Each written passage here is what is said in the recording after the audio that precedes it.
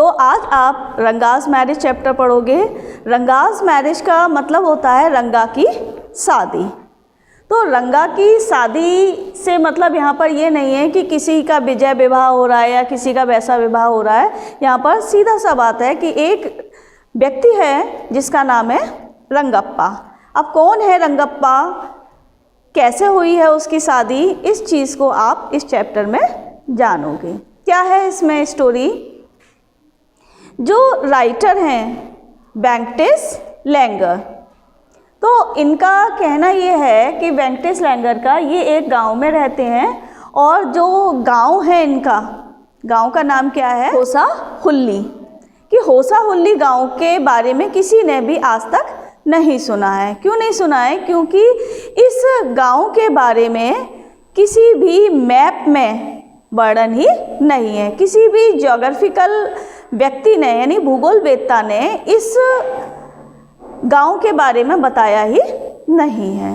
अब होता क्या है, वेंकटेश जो हैं यानी राइटर जो हैं वो अपने गांव का वर्णन करते हैं इसमें, और वो ये भी बताते हैं कि एक बार वो अपने ही गांव में आम के बाग में गए। आम के वहाँ पर वे कच्चे आम को उन्होंने लिया, चटनी बनवाई, खाई उन्होंने, उससे उनका क्या हुआ, पेट खराब हो गया और उन्हें वैद्य जी के यहाँ जाना पड़ा। क्या इस तरीके की छोटी मोटी घटनाएं गांव में होती ही रहती हैं। अब एक बार एक स्थान पर बड़ी भीड़ लगी हुई थी, तो राइटर ने भीड़ में से किसी व्यक्ति से पूछा कि ये भीड़ क्यों लगी हुई है। हुआ क्या था, वहाँ जो गांव के लेखपाल थे उनका बेटा जिसका नाम था रंगप्पा, वो रंगप्पा जो था वह बेलूर यानी बेंगलुरु में पढ़ने के लिए गया हुआ था और वहाँ पर जाकर उसने अच्छी पढ़ाई की थी।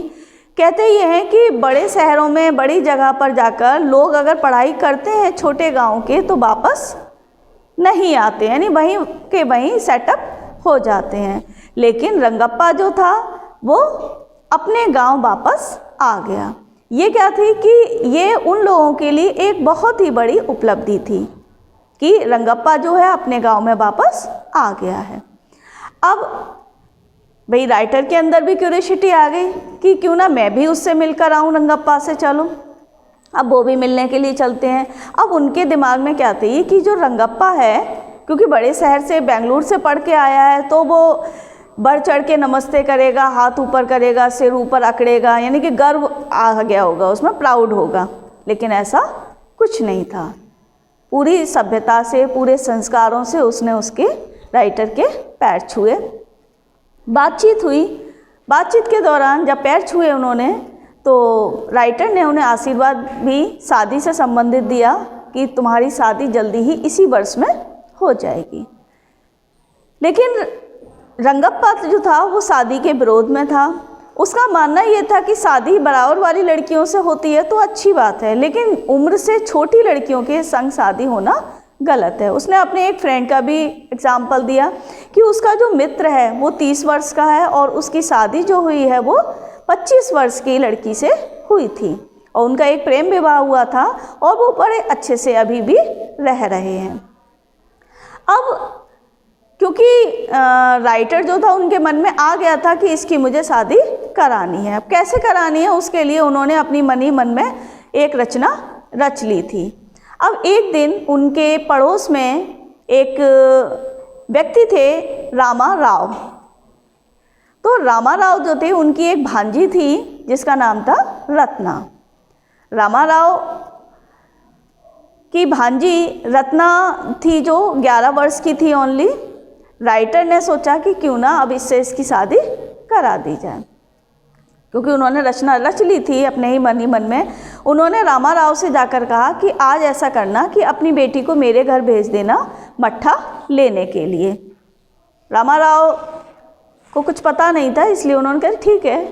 एक पर्टिकुलर टाइम दिया हुआ था और इधर उन्होंने रंगप्पा को भी बुला लिया था कि वो भी उसी पर्टिकुलर टाइम पर पहुंचेगा। अब जो भांजी थी इनकी यानी कि रत्ना जो थी गायन हारमोनियम, गाना ये सब बड़ा अच्छे से गा लेती थी। जैसे ही वो उनके घर पर आई, राइटर ने लड़की से कुछ हारमोनियम पर गाना सुनने के लिए पेशकश की कि वो उसे गाना सुनाए। अब रत्ना जो थी उसे हारमोनियम पर गाना अच्छे से सुना रही थी। तभी जो लेखपाल का बेटा था यानी कि रंगप्पा था वो भी आ गया। उसके आते ही कुछ ऐसा लगा जैसे कमरे में अंधेरा सा आ गया। होता भी यही है कि अगर कोई व्यक्ति कमरे में प्रवेश करता है तो थोड़ा सा अंधकार हो ही जाता है। तो जैसे ही उसे लगा लड़की को कि कोई आ गया है, कोई अजनबी है, उसने अपने गाने को ब्रेक कर दिया। रंगप्पा को बुरा लगा कि उसके आने पर गाना जो था वो बंद हो गया। उसने गाना चालू रखने के लिए कहा, लेकिन लड़की शर्मा गई और संकोच में उसने गाना नहीं गाया और अलग दूसरे कमरे में चली जाती है। अब रंगप्पा जो है राइटर से पूछता भी है कि ये लड़की कौन है। राइटर कहता है कि तुम्हें क्या मतलब है इससे, देखो मेरी तो शादी हो गई है। राइटर कह रहा है मुझे तो लड़की की ज़रूरत नहीं है, अब तुम्हें शादी करनी नहीं है, इसलिए तुम्हें उस लड़की के बारे में जानने की क्या आवश्यकता है। लेकिन राइटर तो अपने मन ही मन में बना चुका था रचना कि उसे उसकी शादी करानी ही है। अब पहले से ही उसने एक शास्त्री जी थे, उनको भी समझा बुझा दिया था कि अगर मैं इसको लेकर आऊँ तो तुम्हें क्या क्या बातें करनी है। एक बार जब वो रंगप्पा के यहाँ गया तो क्या हुआ, उसके हल्के सा परेशान सा था, वह उसी के बारे में सोच रहा था। तो राइटर बोला कि क्या हुआ रंगप्पा, तुम परेशान हो? नहीं नहीं कोई बात नहीं, बस ऐसे ही। उन्हें नहीं, शायद तुम्हारे सिर में दर्द हो रहा है, ऐसा करता हूँ, तुम किसी के बारे में सोच रहे हो शायद। उन्हें नहीं मैं किसी के बारे में नहीं सोच रहा। उन्हें नहीं चलो चलते हैं शास्त्री जी से पूछते हैं तुम्हारे ग्रह दशा कैसे हैं, तुम्हारी क्या स्थिति है। तो ये सब पूछने के लिए वो शास्त्री जी के पास जाते हैं, जबकि शास्त्री जी को उन्होंने पहले ही समझा रखा था कि क्या करना है। अब जब वहाँ पहुँचते हैं तो शास्त्री जी कहते हैं अरे तुम तो बहुत दिनों बाद दिखाई दिए, अरे रंगप्पा तुम भी आ गए हो पढ़ के वापस। मतलब इस तरीके के उन्होंने व्यवहार किया जैसे कि बहुत दिनों बाद वे आपस में मिले हैं। फिर उन्होंने कहा कि अरे ये तो किसी लड़की का मामला है, ऐसा लगता है इसकी शादी हो सकती है, लेकिन अच्छा हाँ जिस लड़की से इसकी शादी हो सकती है मेरे ख्याल से वो समुद्र, मतलब इस तरीके से वो अजनबी सा बन रहा था, डाउट में चल रहा था, जैसे कि उसे कुछ पता ही नहीं है। वो सोच रहा वो वस्तु ऐसी है कि समुद्र में मिल सकती है, शायद वो शीप हो, शायद वो रत्न हो, ऐसा ही शायद कोई नाम होगा लड़की का। तो उन्हें हाँ वो है ना एक लड़की रत्ना, तो उन्होंने बताया कि वो उनकी बेटी है। तो राइटर बोला कि शायद उसकी तो शादी हो गई है। शास्त्री जी ने देख लो शायद ना भी हुई हो, जानकारी कर लो। तो जानकारी की जाती है। तो शादी, क्योंकि राइटर को तो सब बात पता थी, उसने रंगप्पा से बोला हुआ था कि इसकी शादी हो गई है। जब रंगप्पा ने पूछा था ये लड़की कौन है, तो उन्होंने बता दिया था कि उनकी भांजी है और इसकी 1 साल पहले ही शादी हो गई है। तो रंगप्पा का चेहरे का रंग भी उड़ गया था। लेकिन अब रंगप्पा जो था कि शायद शादी नहीं हुई है, उसके चेहरे पर एक और खुशी भी आ गई थी। राइटर ये सब चीज़ें महसूस कर पा रहा था। अब हालांकि बुक चैप्टर में नहीं दी है ये बात, लेकिन उनकी बाद में शादी कर दी गई। कुछ सालों बाद राइटर को रंगप्पा के घर पर इनवाइट किया गया। तब तक उनका जो बेटा था वो 3 साल का हो चुका था और उसका नाम उन्होंने श्याम रखा हुआ था।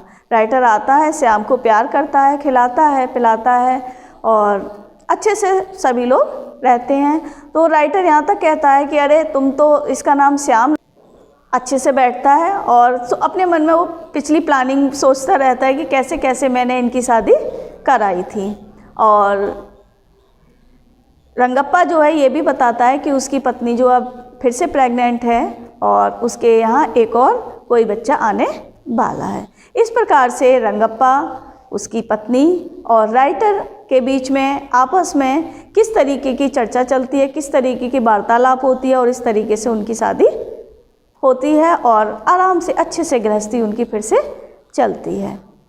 क्लियर है ये रंगप्पा की शादी यानी रंगप्पास मैरिज।